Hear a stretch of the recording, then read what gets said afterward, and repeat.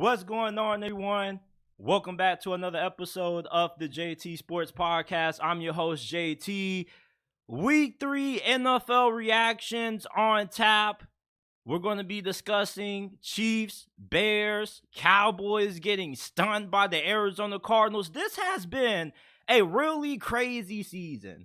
All right, because, we expected the Arizona Cardinals to be tanking for Caleb Williams, so why the hell are they so competitive so early into the season? Because they beat the Dallas Cowboys, but let's not overlook how they nearly beat the Commanders and the New York Giants in week 1 and week 2. Maybe we kind of rolled off Jonathan Gannon a little bit too soon, because this looks like an incredibly well-coached football team. Don't know how you guys feel about the Arizona Cardinals, but this is a team that maybe when Kyler Murray comes back, they could surprise some people, because they already don't really have that great of a team on paper. So for them to be performing at this level is really surprising. And imagine how good they can be when K1 returns.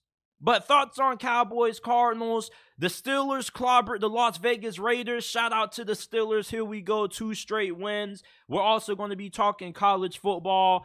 You shouldn't be writing off Clemson just yet. I know they lost to FSU. They fall to 0-2 in conference play for the first time since 2010. But there's still a lot of reason to be high on Clemson football moving forward. I think they can turn their season around. Alabama smashed Ole Miss. Is Lane Kiffin overrated? I asked you guys that question earlier, and over 88% of you guys said yeah. And then is Texas on upset watch? Because you know who rolls into town this week? That bad man, Jalen Daniels.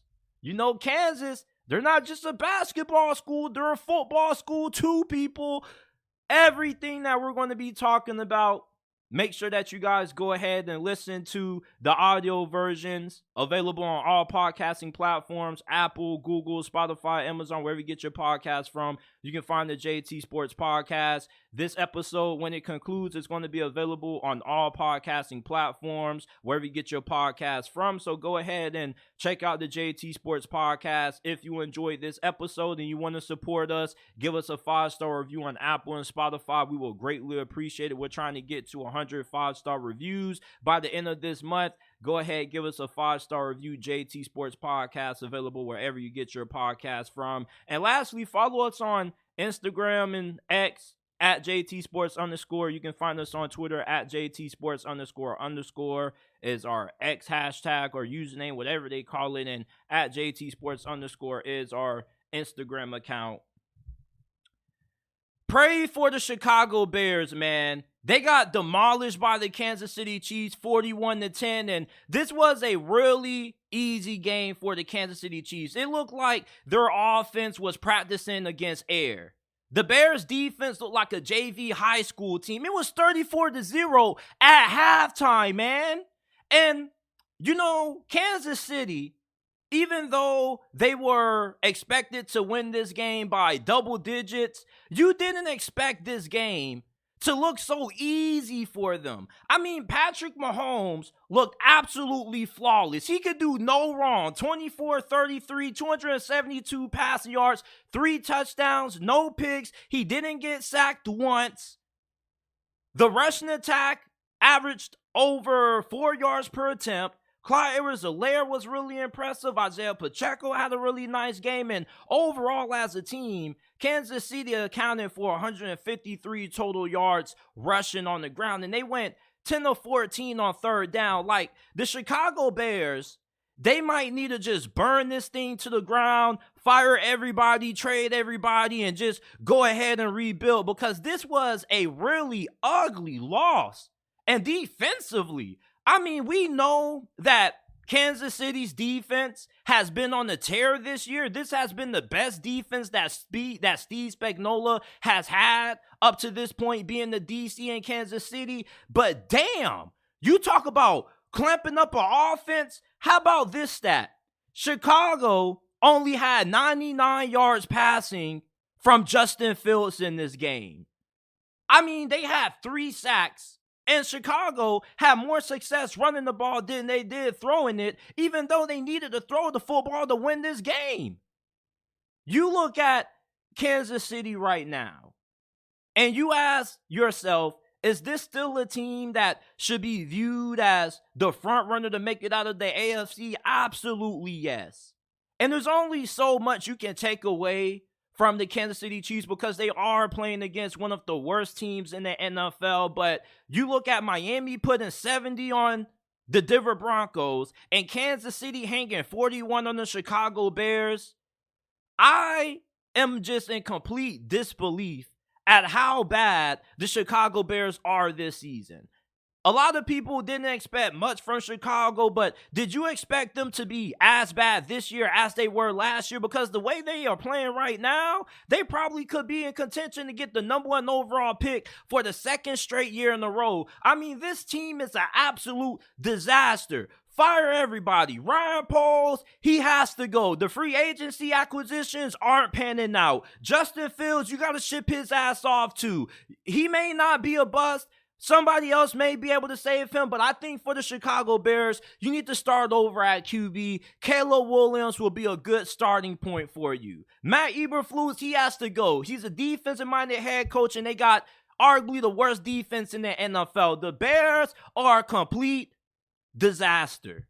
All right, and if this game didn't confirm this, wait until next week. Because we got the Denver Broncos taking on the Chicago Bears, and next week's matchup for the Chicago Bears is pretty much going to make or break this season. This is why I'm not quick to come on here and say the Bears season is over, even though it looks like it's over. But depending on if they can beat the Broncos next week is going to decide if they should go ahead and throw the damn towel on this season or if they can turn this thing around. But it's not looking good for Chicago. And you can't even make no more excuses for Justin Fields. He didn't play well in this game, but the whole team around him didn't play well. The coaching staff, they didn't look like they had this team prepared. The play calling was abysmal. I mean, we thought that we were going to see Justin Fields utilized more in this game like how he was last season, but we didn't. I mean, the Bears tried. He did get more rushing attempts, but other than that, I mean, this offense didn't improve at all. The Bears are the worst team in the NFL. They're worse than the Arizona Cardinals. Can you imagine that? Imagine the Arizona Cardinals, a team that's projected to have the worst record in the NFL, who has the least talented roster in the league, winning the game before you do. And they did it against the Dallas freaking Cowboys.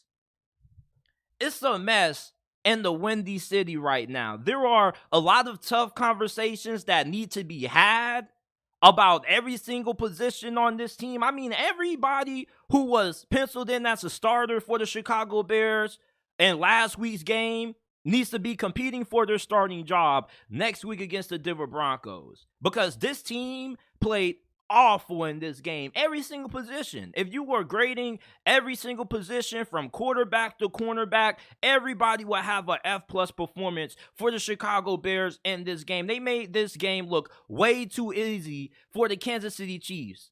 It looked like they was just having another day of practice. You feel me? This is supposed to be an official NFL game, but Kansas City treated it like it was the preseason damn near. At least it looked like it. So the Chiefs roll through the Chicago Bears. The Bears still have yet to win a game this year. And it looks like this team is on their way to once again having the #1 overall pick for the second consecutive year in a row. The Arizona Cardinals shocked the Dallas Cowboys 28-16. I thought that this season was already getting chaotic. But you mean to tell me that the Arizona Cardinals won the freaking game? And this game being against the Dallas Cowboys? I don't care who was injured for the Dallas Cowboys, because at the end of the day, the Arizona Cardinals are expected to be the worst team in the NFL. They are supposed to be tanking for Caleb Williams. What the hell is Arizona doing right now, looking like a solid football team? They beat the Dallas Cowboys in this game, but let's not forget that Their losses against the New York Giants and the Washington Commanders were all decided by less than a touchdown. This has been a competitive football team. This does not look like a team that looks like they're trying to tank at all. They're trying to win. And if the ball would have bounced in their favor in their previous two matchups, they could easily be 3-0. I mean, you talk about a masterclass performance out of Jonathan Gannon and his coaching staff. Mike McCarthy and Dallas got outcoached. You Cowboy fans can deny it all you want to, but the most important stats in this game were penalties and what Dallas was unable to do inside of the red zone.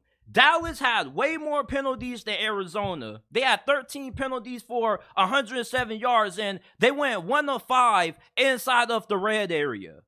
Easy way for an upset to occur. And Arizona, their first 5 drives offensively in this game resulted in points. Joshua Dobbs, this man continues to surprise me. He looks like a starting quarterback. He may not be a starting quarterback when Kyler Murray returns, but I definitely think if you're somebody who needs a low-end option at quarterback just to get you through the season, such as the New York Jets, Joshua Dobbs is a really good option, and his athleticism surprises me as well. I remember watching him at Tennessee. I knew he was a good athlete, but I never knew he had wheels like this. There was a play really early in this game when it was a read option. Michael Parsons crashes down, and Joshua Dobbs pulls in, and he gets a really big gain.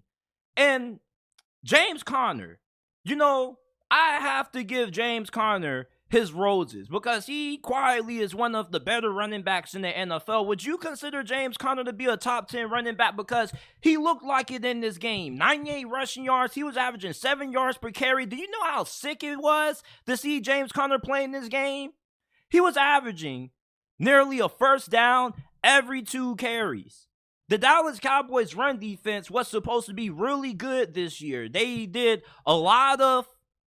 spent a lot of time during this offseason trying to revamp this run defense. That's why they drafted Monty Smith in the first round of this past year's NFL draft. But this run defense was non-existent in this game. James Conner had a really good performance. Rondale Moore, he had a 45-yard touchdown run, and that goes to show you the creativity of the Arizona Cardinals offensive coordinator, putting Rondale Moore in different positions to take advantage of his strengths. And one thing that Rondale Moore excels greatly at is being really fast and agile, and he has really good short area quickness. And the Arizona Cardinals have found ways just to give this man the ball, something that Cliff Kingsbury had a hard time doing.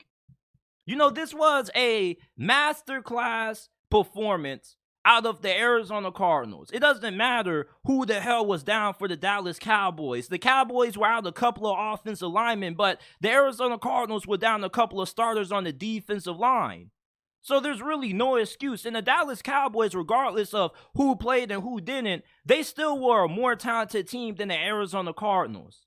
And the Dallas Cowboys, this loss doesn't really mean much for them. When you look at the bigger picture of things, every team has a loss or two that they suffered throughout the year that kind of makes you scratch their head.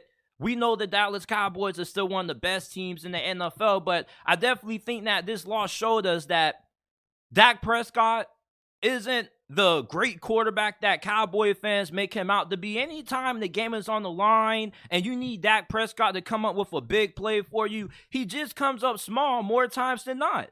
I'm not saying that Dak Prescott doesn't have the clutch gene in him. I'm not saying he's not clutch at all. I'm just saying that more times than not, anytime I watch the Dallas Cowboys and they need Dak Prescott to deliver a game-winning drive or put him in position to win the game, he folds so often. You remember against the Jacksonville Jaguars last season when he threw that pick six? Well, in the red zone late in this game, the Dallas Cowboys need a score to keep them within one possession so they can have a chance to win this game. But instead, Dak Prescott throws a dumb interception in double coverage where I don't know who the hell he was looking at, who he thought was open, but it ended up being an interception, and it pretty much sealed the game for the Arizona Cardinals.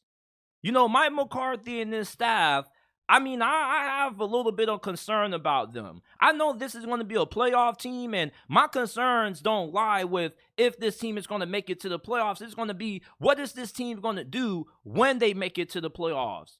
You know, you getting out-coached by the Arizona Cardinals and Jonathan Gannon. That's concerning. This wasn't one of those games that, you know, you lost by a late field goal or you lost by a fluke call. Like, you outright got outplayed and outcoached by the Arizona Cardinals. It doesn't matter who the hell was injured. I mean, you still lost to arguably the least talented team in the league.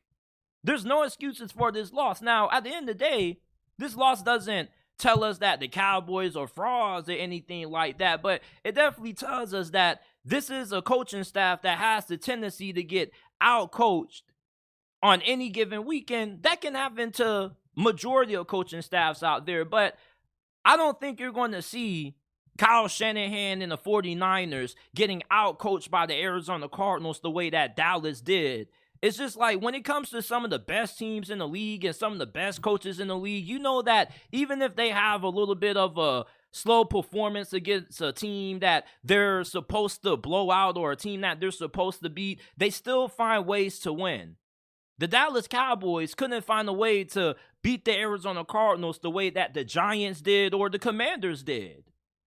And I think that maybe the injuries that they suffered and the loss of Trayvon Diggs for the rest of the season maybe had demoralized them from a morale standpoint going into this game. And that's why they came out looking a little flat. But there's some concerns in this game that I take away looking at the Dallas Cowboys moving forward, and this coaching staff definitely is one of them. I still think that this will be a playoff team because of Dan Quinn and how good this defense was, but this offense can look really bad at times, and this red zone offense in this game is really alarming.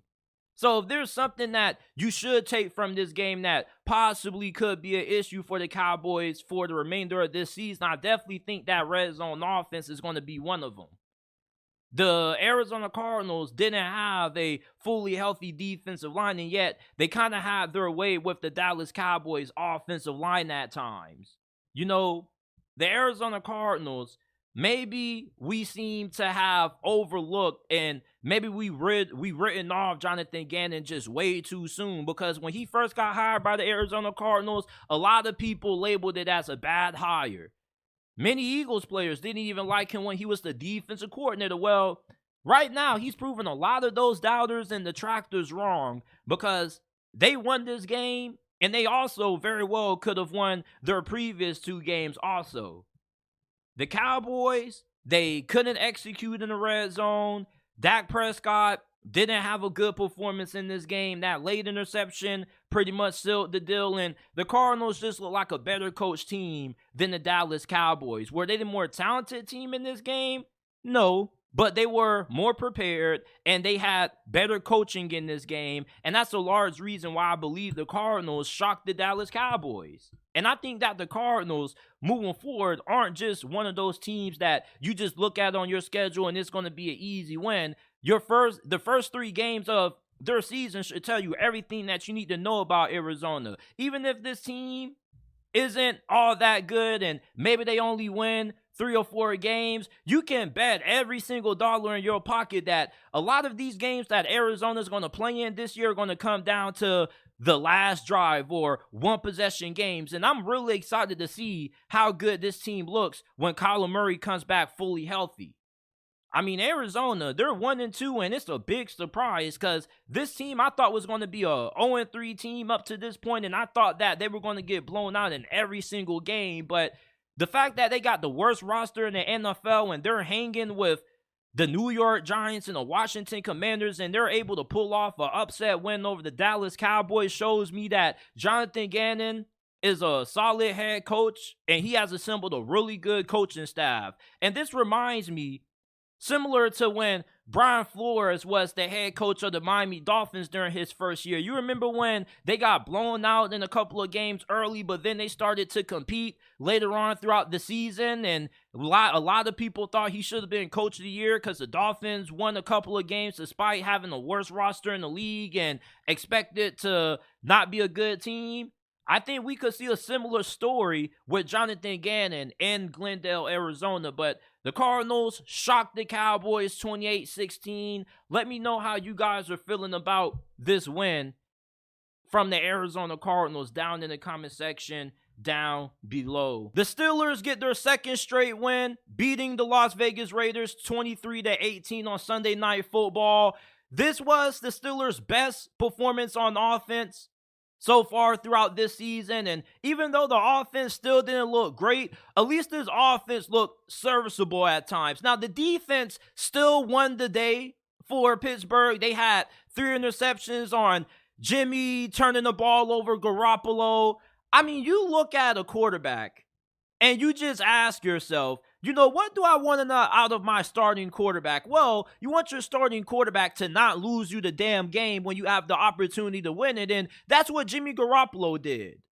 I mean, the final offensive possession for the Las Vegas Raiders, Jimmy Garoppolo throws an interception, his second to the same player, and Levi Wallace. And I just look at Jimmy Garoppolo, I'm saying, bro, like, why the hell would you throw that pass? And even before that, Las Vegas had the opportunity before their final offensive drive to go ahead and try to tie this game up. But instead of going for the touchdown and the potential 2-point conversion, Josh McDaniels opts to kick the field goal. And many people criticize this decision by Josh McDaniels, but I don't really get what all the criticism is for when Josh McDaniels, at the end of the day, still got what he wanted. He kicked the field goal, the defense got to stop, and his offense had the opportunity to win the game with the ball in their hands. If you're an offensive-minded coach, that's how you want the game to play out. You want to be able to kick a field goal, rely on your defense to get a stop for you, and then give your offense the opportunity to go ahead and finish the game. The problem with that is that you got Jimmy Garoppolo, who necessarily isn't really great when you need your quarterback to engineer a game-winning drive and put you in positions to win. So if you're the Las Vegas Raiders, if I'm Josh McDaniels and I got Jimmy G at quarterback, it's like, man, I'd rather go ahead and go for the touchdown, get the 2-point conversion, just go ahead and try to win the game when I'm already in easy scoring range for a touchdown versus asking Jimmy G to have to drive me the length of the field to put me in position to win. But I don't necessarily think it was a terrible decision by Josh McDaniels because it still played out the way that he wanted it to. He still got the final result that he wanted, which was his offense having a chance to win the game for him. That's exactly how you draw it up. So I don't really get the outrage over the decision because it still worked out in his favor. And if Las Vegas would have missed the field goal, then okay, it makes sense. But let's not act like Josh McDaniels going for the field goal lost this game for the Raiders. What lost this game for the Raiders was Jimmy Garoppolo playing garbage when the game was on the line. And the Las Vegas Raiders, their defense didn't look good. You're going against one of the worst offenses in the NFL, and this is coming from a Pittsburgh Steelers fan. Like, Matt Canada's play calling still doesn't look good.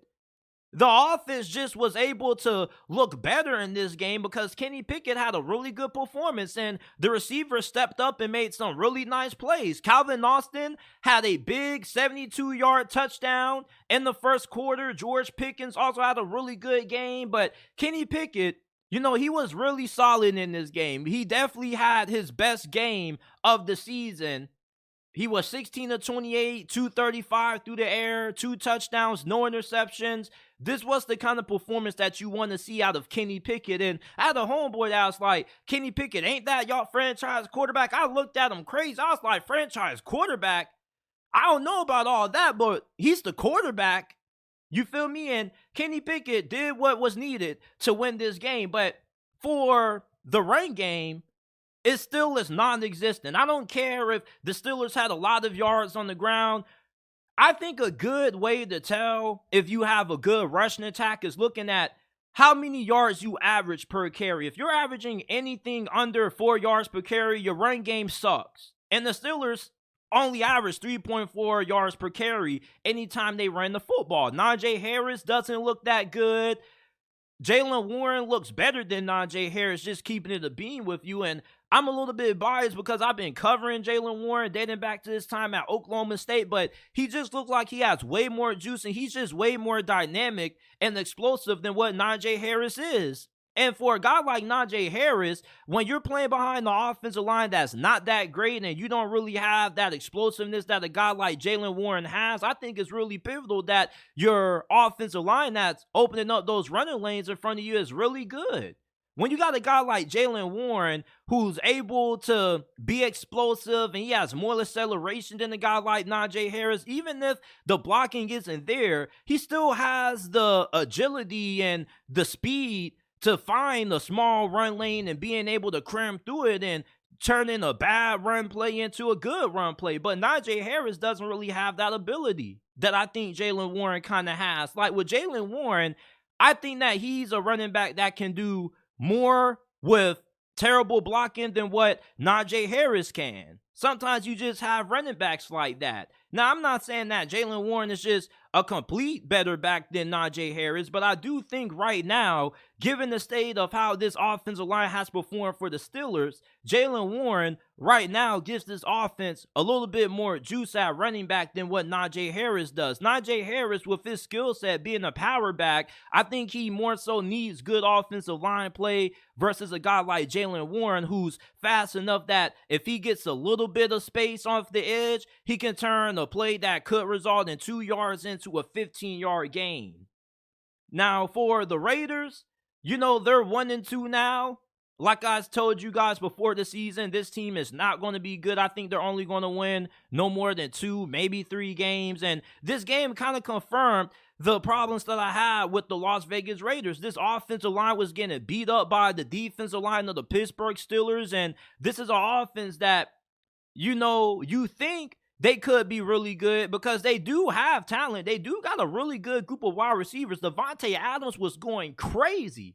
I mean, he had like 170-something yards. He had 2 touchdowns. There was not a single defensive back on the Steelers roster that could cover Davante Adams in this game. But outside of him, you got Jacoby Myers, you got Hunter Renfrow, but we didn't really see a lot of Hunter Renfrow in this game. And there's a couple of other really good skill players that they have on this offense that the Raiders didn't really utilize against this Steelers defense. And hell, even the tight ends, Michael Mayer, he looks pretty good. You would have loved to see him get a little bit more action in this game. It's just that Josh McDaniels and the Las Vegas Raiders, for him to be an offensive-minded coach, they really look flat in this game. And I do get that they were going against one of the best defenses in the NFL, but still, you just expect more out of your offense. The Steelers' offense outperformed the Las Vegas Raiders' offense, and despite the turnovers, the Steelers' offense still had a pretty good game. And for the Raiders moving forward, Josh Jacobs, you can't get him going. This is somebody who led the league in rushing last year, and he had, -2 rushing yards in your previous outing against the Buffalo Bills, and in this game, he didn't really look all that better. He was held to just 62 rushing yards, and TJ Watt, he couldn't be stopped neither. The Las Vegas Raiders, I don't think they're a really good team. I think they are one of the worst teams in the NFL. They aren't really well coached. The defense hasn't played great, and it shows because Matt Canada had probably the best play calling that he's had all season, and even in this game, people were calling out the play calling. Le'Veon Bell, early in the game, was saying, what is this play calling? It looks trash. But the Steelers beat the Las Vegas Raiders. They improved to 2-1 on the season with the 23-18 win, and the Las Vegas Raiders fall to 1-2 on the season with their second straight loss. Before we move on to the college football portion of this episode, leave a like, subscribe to the channel if you haven't already. We go live Monday through Thursday at 5 p.m. Eastern Time. This isn't just a YouTube channel. Every video that's uploaded on the channel is available in audio format on all podcasting platforms: Apple, Google, Spotify, Amazon, wherever you get your podcasts from. You can find the JT Sports Podcast.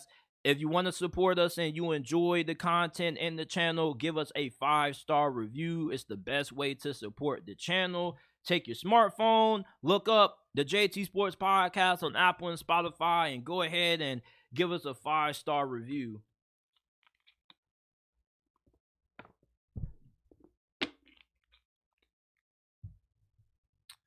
All right.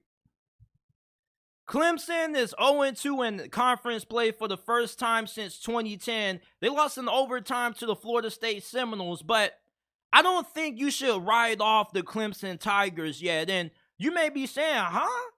JT, the season is freaking over for Clemson. They lost to Duke. They lost to FSU. What else is there to root for when it comes to Clemson football in 2023? Well, if you watch their game against Florida State, to me, they look like the better team. And I really felt like Clemson should have won that game. You talk about an implosion and just giving the game away. How the hell do you miss a 29-yard go-ahead field goal? They make that field goal, plus they get a stop. They're having a different conversation today than what they are now. You see, Clemson is not a bad team. This is still a really good football team, and it was evident based on what we saw against Florida State. Their offense looked really good. Not only were they having success throwing the football with Cade Klubnik, but they also had a really good game on the ground. They had a completely balanced game on offense, and I felt like their defense played pretty well also. But when the game started to take a turn, is when Cade Klubnik got hit stick by Kalen DeLoach, and as soon as I saw that hit, I was like, yeah, like, the ball game is about to change, because Cade Klubnik didn't see Kalen DeLoach on that blitz, and I know Kalen DeLoach, when he saw that rushing lane coming wide open and nobody was about to block him, I know his eyes got wide. That dude came out like a bat out of hell on that blitz. He saw Cade Klubnik, that boy said, oh, boom! Knocks the ball out, gets the scoop and score a touchdown, and then it's 24-24. And then that's when I felt the game started to tilt in Florida State's favor. And that's when Clemson started to lose that momentum, especially when they missed that game-winning field goal from 29 yards out, and they had to go to overtime to win it. Plus, they didn't even want to attempt to do anything else when they got the final possession of the regular period. So the fact that Clemson was able to hang around with Florida State, a team that dominated LSU, shows me that this is still a really talented football team. You see, just because Dabo Swinney hasn't taken advantage of the transfer portal, and that kind of has been the reason why Clemson is in the position that they are right now, still doesn't mean that they don't have a talented roster. The problem with Clemson is that the issues that they have at certain positions aren't going to get fixed. You're going to have to rely on recruiting to fix that, and sometimes it can take 2 to 3 years to fix areas of need, such as the offensive line, versus using the transfer portal and just improving that position ASAP. But with Clemson, you still got a really good defense. You got a really good defensive line, and your offense showed you in your loss to FSU that they're capable of being able to have good performances. Cade Klubnik, for the most part, looks pretty solid. Now, is he as good as what Trevor Lawrence was, or Deshaun Watson, or even the dude before that in Taj Boyd? No, like, Cade Klubnik may be the worst quarterback that Clemson has started in the last couple of years, minus DJ Uiagalelei. But they can still win with Cade Klubnik based on how good their defense is able to play. And I still think that they got a pretty good defense. And when you look at Clemson's upcoming schedule, your next 2 games are on the road against Syracuse and at home against Wake Forest. You should be able to win those games. So you should be 4-2 going into your bye week before you got to go on the road and play the Miami Hurricanes. And you guys already know the team that I root for is all about the U. You feel me? But I still think that Clemson has a very good chance to beat the Miami Hurricanes because of how good they are up front and the fact that they have showed the ability to look serviceable on offense. You know, I just think in that loss against Florida State, the game kind of got away for Dabo Swinney late. The play calling wasn't great. The clock management was questionable. And just the overall execution late in this game costed Clemson the win. Clemson doesn't look like the same program that they once was 2 or 3 years ago. You see, what separates good teams from great teams is that you see Florida State, and some of their lackluster performances, like in this one and the previous week against Boston College, even though they didn't play their best football, they were still able to win games because they were able to come up big late in games when it mattered the most. And that's all that really matters. You see, it doesn't matter how good you start the game off if you're not able to play a whole entire 60 minutes. And that's something that Clemson hasn't really done a good job at this season. I don't think they do a very good job at playing the whole entire full game. They played a good 3 quarters in this game. They played a good 45 minutes, but the last 15 got won by FSU, and that's why Florida State won the game. You see, great teams have something that I call the trapdoor ability. Anytime it seems like they're about to lose, they just find a way to win. Clemson doesn't have that. And it was evident in their loss against FSU. But even though they don't have that, that doesn't mean that they're a bad team. This is still a team that can win 9-10 games. They probably could win out the rest of the year. It just depends on how many one-possession games are they going to find themselves in, and are they going to have the implosion in those games that they did against the Seminoles. You got to play NC State after you play Miami on the road. You got Notre Dame, Georgia Tech, UNC, South Carolina. I don't really see a single team on Clemson's schedule that I don't think they have a chance at being able to beat. I mean, I still think that they should beat their next 2 opponents, and they should at least be able to beat either Miami or Notre Dame, and they should be able to beat South Carolina and UNC, because I don't think North Carolina is that great of a team. And South Carolina, I just think they're a program that right now they're kind of stuck at 7-8 wins. Clemson, don't give up on them yet. This is still a very good team, and the game against FSU kind of got away from them late. But if they can play that same way that they did for the first 3 quarters for the remainder of the season, and they're just able to execute better in the 4th quarter when they need to go ahead and just seal the victory, I think that Clemson can turn their season around. So I'm not about to count out Clemson and Dabo Swinney just yet, even though they are off to a slow start. But I like what I saw in their loss to FSU. Now, against Duke, you know, they got ran out the building. It wasn't really close. Duke looked like a way better team. But if they were to play Duke again, you wonder if that game would go the same way, because week 1, teams tend to come out a little bit slow, a little bit rusty. So I'm not giving up on Clemson and Dabo Swinney just yet. There's still a lot of football to be played, and Clemson is still a really talented football team. It's not like FSU just steamrolled Clemson. Like, Clemson had fair control of that game. They kind of just choked it away. Lane Kiffin is now 0-3 after Ole Miss lost to Alabama this past Saturday, 24-10. And he also is now 0-4 against top 10 teams since he's been the head coach of Ole Miss football. Now, Ole Miss, right? You know, this is a program that people don't expect them every single season to win the SEC West or even compete for the SEC, but you do expect them to have 9-10 wins every 2 to 3 years, and they're expected to probably be around the 8-win team on a consistent basis. But for some reason, though, you wonder why they can't be more than that. Why can't Lane Kiffin put Ole Miss in a position where they actually are good enough to compete for the SEC?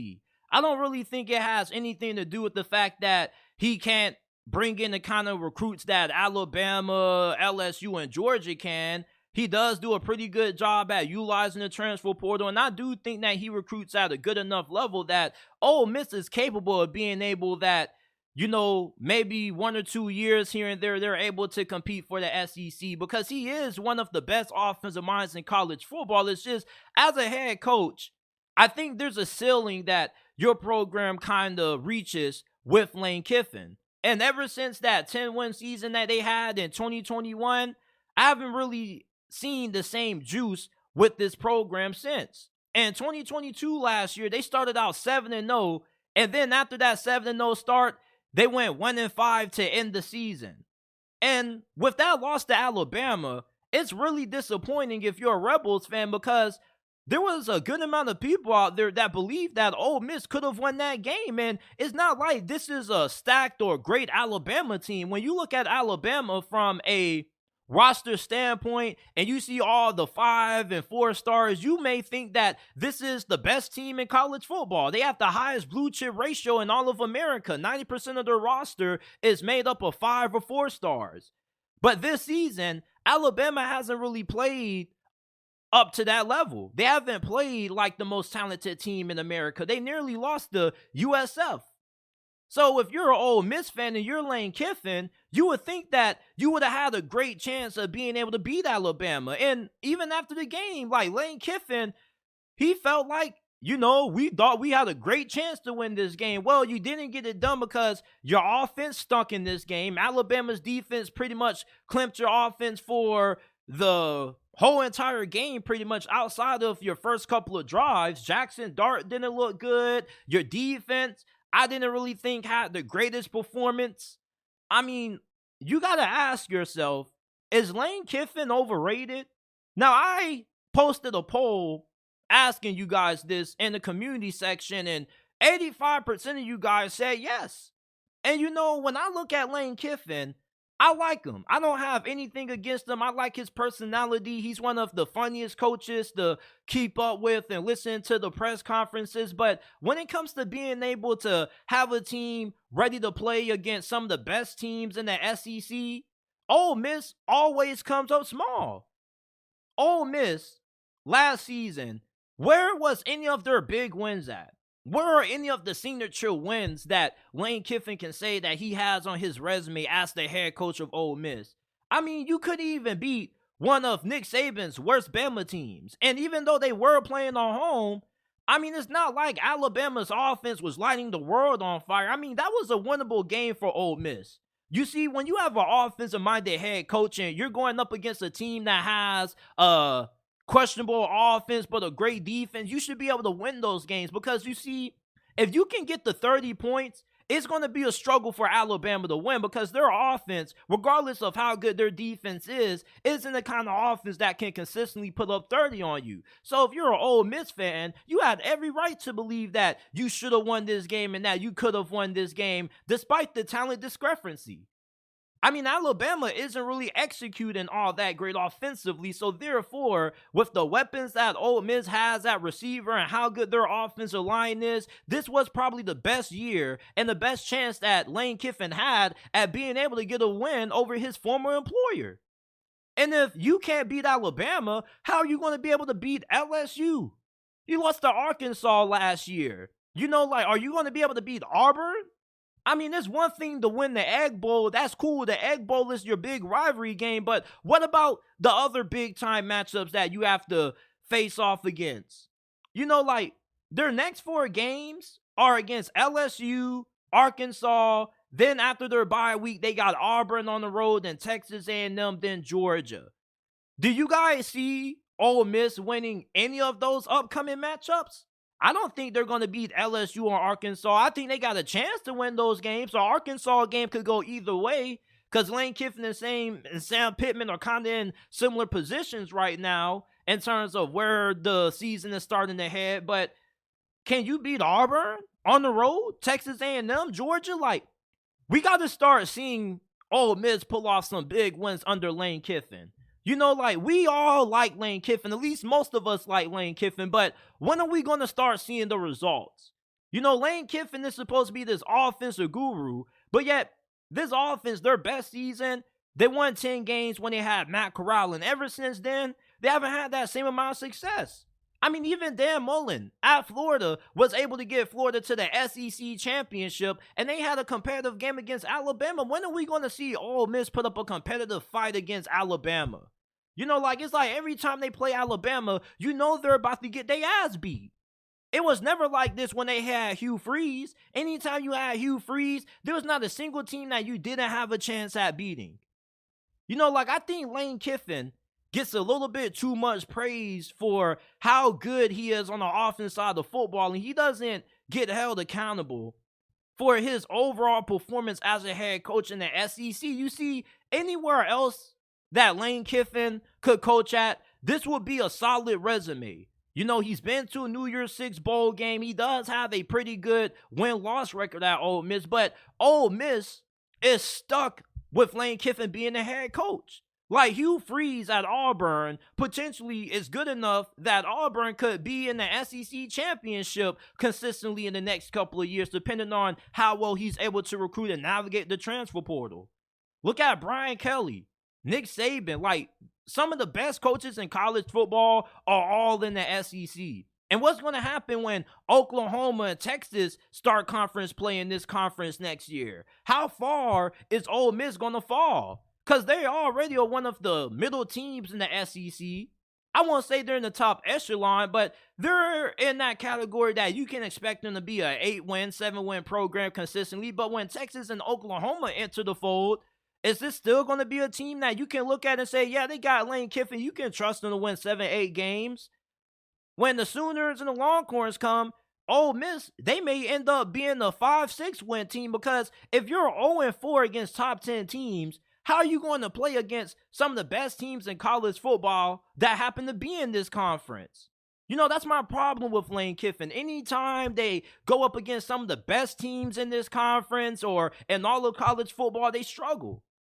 And Ole Miss just seems to be a program that does have the potential to compete for an SEC title every once in a while. I'm not saying that Lane Kiffin needs to have the Rebels competing for the SEC every single season. I'm realistic. I understand college football revolves around recruiting, and Ole Miss, just based on where they are from a location standpoint, they're not going to be able to bring in the kind of recruit consistently that Alabama and Georgia do. I'm not expecting them to be able to bring in top 5, top 10 recruiting classes. That's not what I'm saying. What I am saying is that, you know, for Ole Miss, having the resources that Lane Kiffin has, you know, you would think that this would be a program that, you know, every 3 to 4 years, they should be able to compete for a title in this conference, such as Auburn, when Gus Malzahn was the head coach there. You see, the thing with Gus Malzahn was that he wasn't that consistent, but you knew that every 3 years, Auburn was going to be up there competing for an SEC title.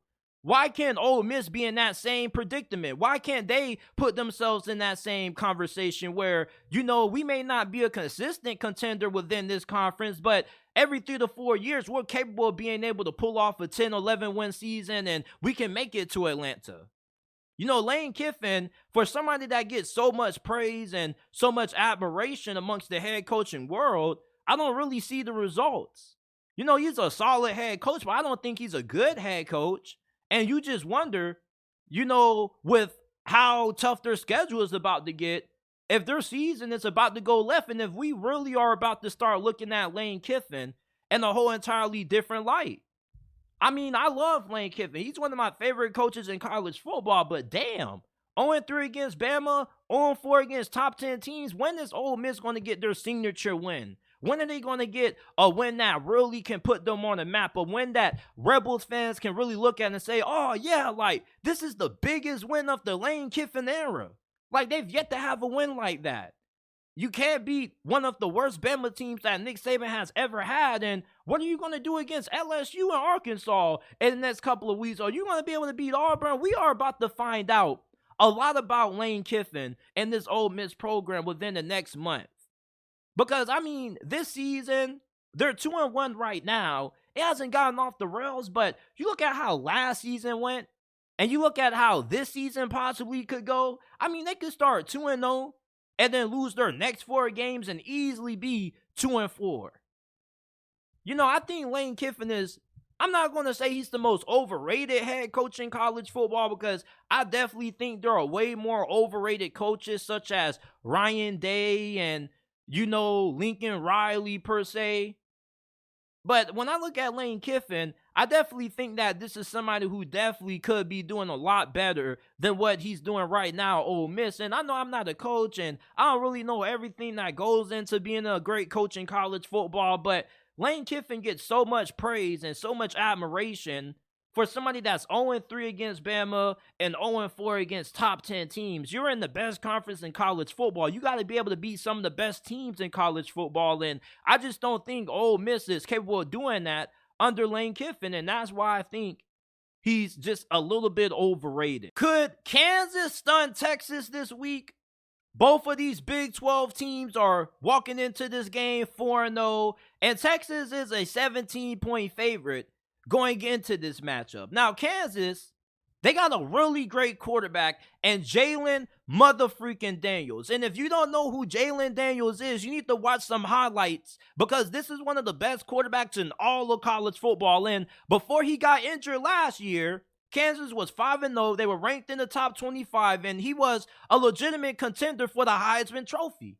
Now, this season, Kansas is going into this game once again ranked inside the top 25, And they got one of the best teams in the Big 12 this season. Their offense has averaged over 30 points per game in every game that they played in so far. And their defense looks way better this season than what it did last year. But how are they going to handle themselves up against the behemoth that is Texas? Because Texas right now, they're on a warpath. They pretty much have obliterated nearly every single team they played, minus Bama. They didn't blow them out, but they did beat Alabama by a pretty fair margin. And this is a Texas team that doesn't really have too many weaknesses at all. This is a talented team at every single position.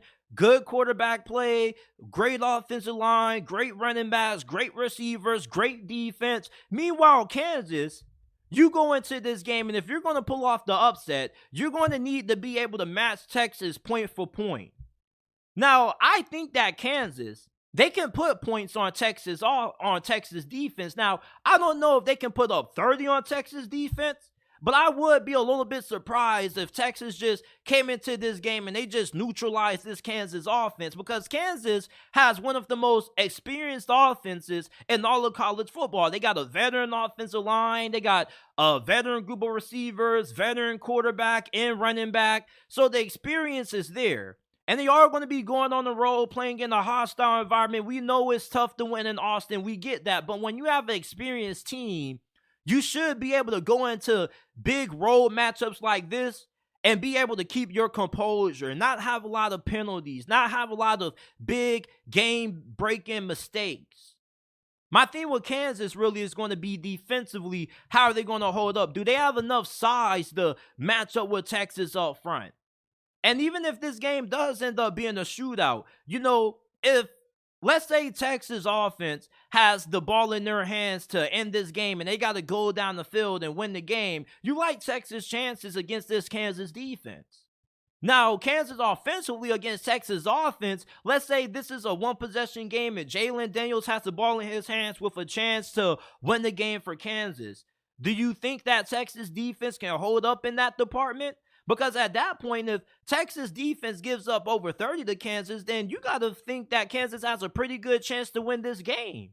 I mean, they've already done kept up with your offense, and defensively, Texas hasn't been able to slow you down. So if you give Jalen Daniels opportunity to win this game and they need a go-ahead touchdown to win it, I like Kansas' chances. I really am a big fan of Jalen Daniels. And Kansas, I think with the experience that they have offensively, they can make this game very interesting. Now, in terms of them being able to pull off the upset, I still lean Texas. I don't know if Texas will cover that 17. I do think that Texas can win this game by at least 10 points or more.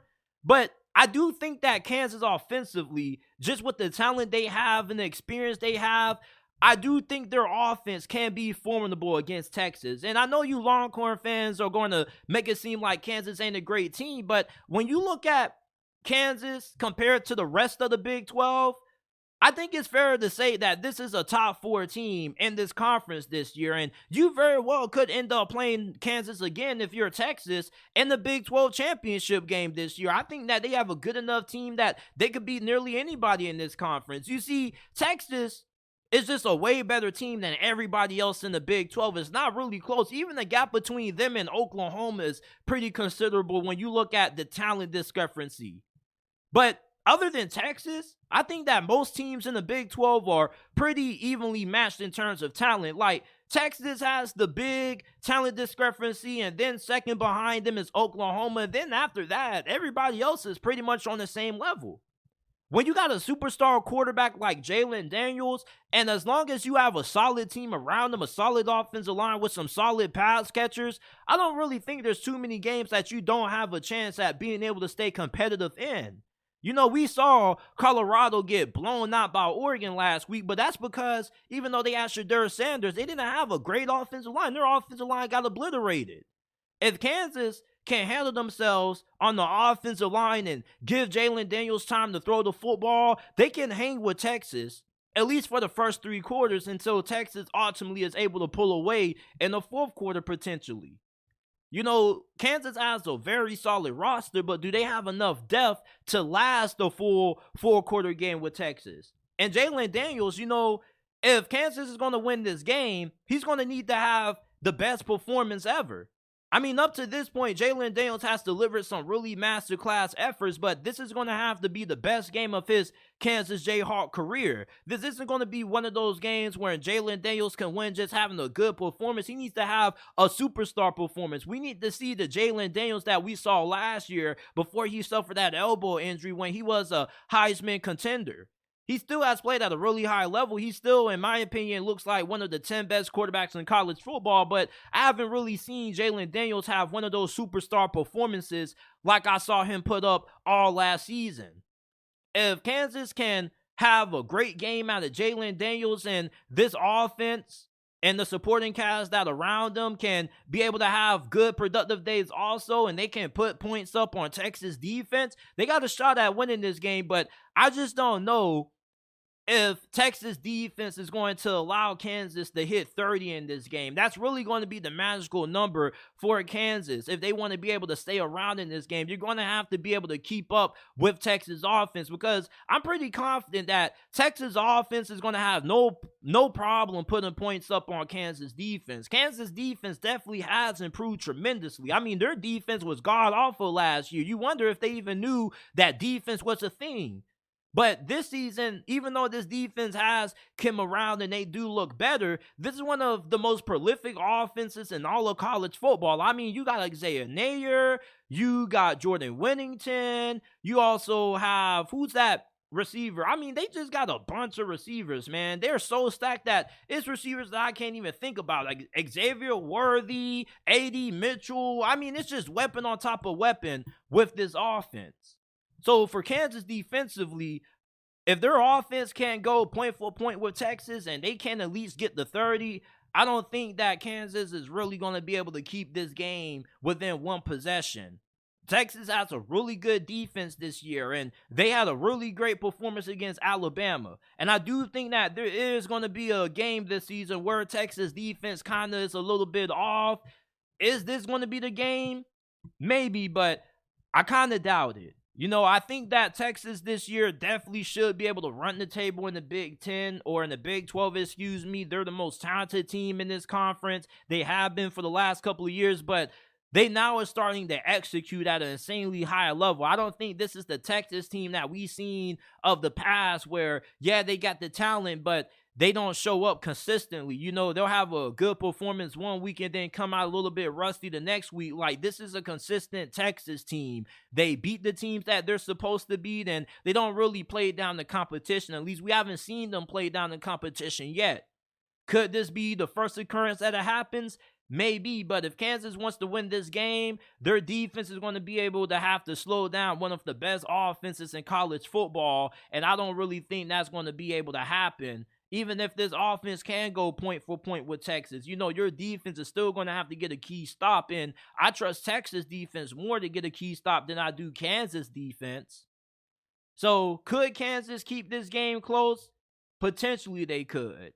But I do ultimately think that Texas probably wins this game by at least 14 points or more. I think Kansas can put some points up offensively. I can see them getting to 24, 27, but seeing them crack 30 would kind of surprise me.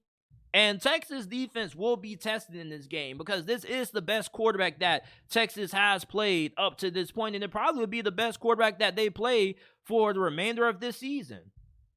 And my guy Jackson Wages in the comment section says Texas played down to Wyoming for 3.5 quarters. Yes, they did, but you got to remember that this was coming off a big win after they beat Alabama. So, of course, they were kind of going to play a little bit down to Wyoming after coming off a big win like that. But against Kansas, you know, this is a team that's ranked inside the top 25. They got a really good quarterback. I don't think anybody on Texas is taking Kansas lightly.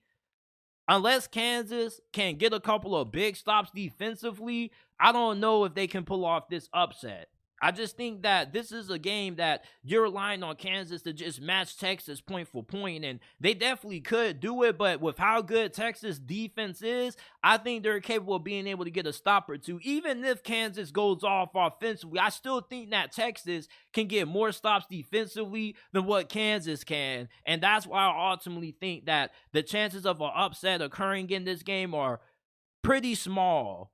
I do think that Kansas has a chance, but if I had to give you a confidence level about Kansas being able to win this game 1 through 5, I probably got to go 1, maybe 2 if I'm being a little bit generous, because they do got Jalen Daniels. And if this team around them does play good and Jalen Daniels has a superstar performance, they can stay around in this game and keep it competitive. But I don't know if their defense can get a couple of key stops against this Texas offense. But we will see. Texas host Kansas this Saturday, 3:30 p.m. Eastern Time kickoff on ABC. They are a 17-point favorite heading into this game. This is it for this episode of the JT Sports Podcast. I appreciate you guys for tuning in. If you enjoyed this episode, leave us with a 5-star review. We'll greatly appreciate it. It's the best way to support the channel. It only takes 10 seconds to do. All you got to do is go to the description down below, click on either the Apple or Spotify link, and give us a 5-star review, or type in the JT Sports Podcast on whichever podcasting service you use and give us a 5-star review. Other than that, we appreciate everybody that tuned in into today's episode, and we will see you guys tomorrow with another episode of the JT Sports Podcast.